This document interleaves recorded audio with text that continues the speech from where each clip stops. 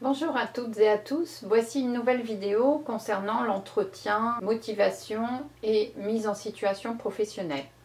Comment synthétiser son parcours?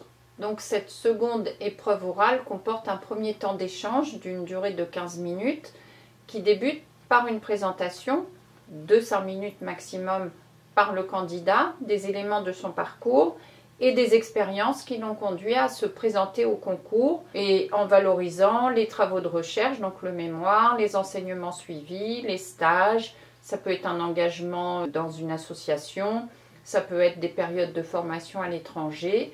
Et cette présentation va ensuite donner lieu à un échange avec le jury pendant 10 minutes.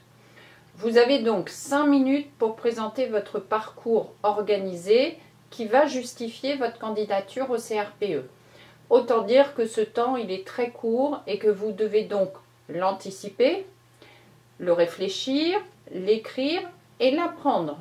Il va falloir éviter une présentation plutôt chronologique qui irait de votre bac ou de votre licence jusqu'à aujourd'hui, parce que du coup, il n'y aurait pas de fil rouge autre que le déroulement temporel, ni de justification, mais juste un énoncé de ce que vous avez fait. Voici donc quelques conseils que je vous propose.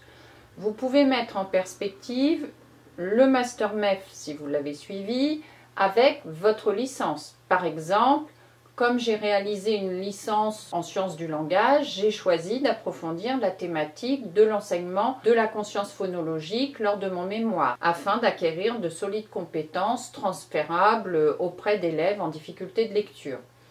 Mais vous pouvez également choisir le contraire, tout en le justifiant. Comme j'ai réalisé une licence en sciences du langage, j'ai choisi de davantage lire des ouvrages théoriques et pédagogiques en mathématiques lors des stages, de manière à acquérir des connaissances solides dans les apprentissages fondamentaux au cœur du cycle 2. Voici un autre exemple. J'ai réalisé une licence d'histoire, ce qui m'a permis, avec mes connaissances du primaire, notamment de travailler la maîtrise du temps, qui est un concept fondamental du cycle 1 au cycle 3. Vous pouvez mettre l'accent sur un stage à l'étranger, par exemple, en faisant du lien avec l'enseignement des langues vivantes et le français, mais aussi le lien entre les cultures, l'égalité, l'histoire, la géographie, le MC, l'art. Vous pouvez mettre en avant un stage en maternelle. Comment préparer aux savoirs fondamentaux, gérer une classe de 3 ans par exemple. Ça peut être un double niveau, la gestion de classe, l'autonomie des élèves. Ça peut être un stage en REP, en mettant l'accent sur le travail en équipe par exemple. Dès que vous annoncez ce que vous avez fait, vous tirez un fil pour faire le lien avec le métier de professeur des écoles en termes de compétences professionnelles transférables.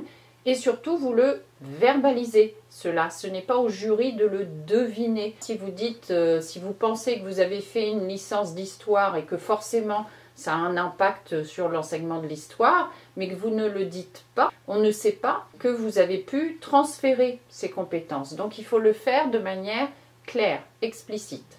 Alors le mémoire, par exemple, ça vous a appris la rigueur dans le processus de recherche, particulièrement où trouver des ressources scientifiques dont les contenus ont été expertisés. Vous pouvez aussi valoriser la connaissance des textes officiels dans un domaine précis. Vous pouvez axer sur la mise en place d'une méthodologie afin de vérifier vos hypothèses. Vous êtes davantage armé pour analyser votre pratique grâce au mémoire, trouver des éléments de réponse, chercher des documents, argumenter vos choix. Vous pouvez également mettre en avant le fait que vous êtes membre d'une association en précisant en quoi cela joue un rôle dans votre développement professionnel. Cela peut être aussi une passion comme la danse, la musique, le théâtre, la lecture, les voyages, la peinture, un sport. Et là encore, vous ferez le lien de manière à ce que vous puissiez réinvestir cela à l'école avec vos élèves ou avec les parents ou avec les collègues. Comment, par exemple, favoriser l'épanouissement de l'élève, son bien-être, sa motivation. Pour ceux qui n'ont pas fait de Master MEF, en quoi votre Master vous aidera dans votre carrière? Par exemple, un master de gestion, ça peut être un atout plus tard si vous prenez la direction d'école ou si vous remplacez le directeur ponctuellement. Un master de sociologie, ça vous a permis d'aborder précisément le thème de la famille, que vous pouvez réinvestir dans les relations aux parents, les nouvelles configurations familiales, ça peut être différentes méthodologies de recherche, ça peut être une plus grande aisance à l'oral. Vous pouvez également mettre des éléments spécifiques de votre parcours en lien avec le référentiel de compétences professionnelles de 2013. Donc là, je vous renvoie sur le blog où il y a une vidéo sur ce référentiel de compétences, ou les grandes missions de l'école.